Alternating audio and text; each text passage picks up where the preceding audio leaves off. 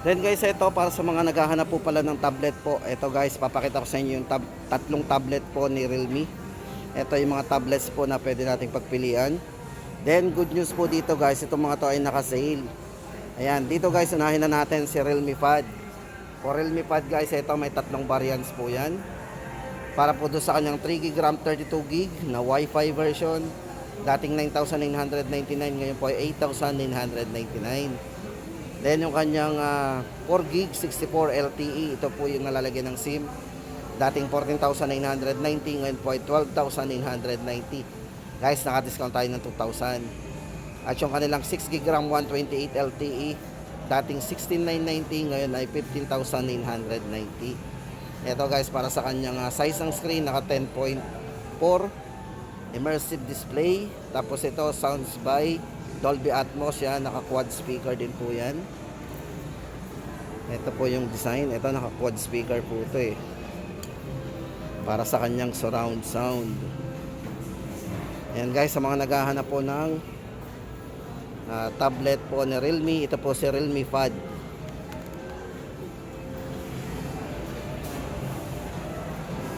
Then guys, ito pagdating naman doon sa kanilang bagong release, ito naman po yung Realme Pad 2. Ayan guys, ito po Realme Pad 2. Ito may dalawang variants din po tayo dito ang pagpipilian. Para po sa kanyang 128GB, ito yung 12GB RAM. Ayan, 13,999. At yung kanyang 256GB na may malaki ding RAM, 16GB RAM 256, 17,999.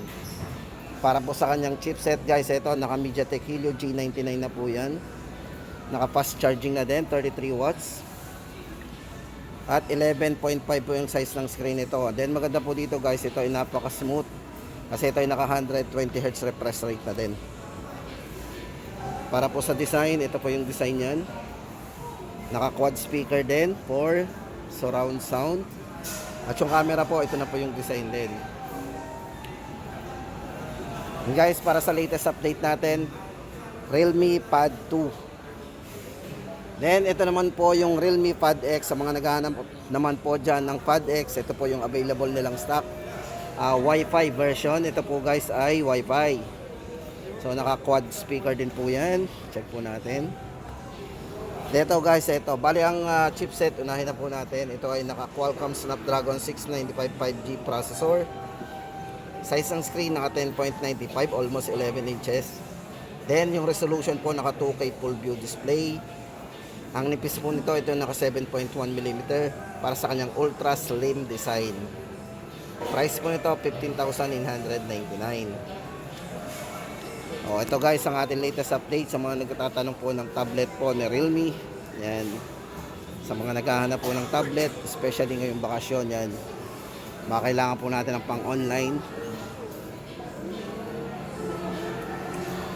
At yan guys ang update natin dito kay Realme pagdating sa kanilang mga tablet.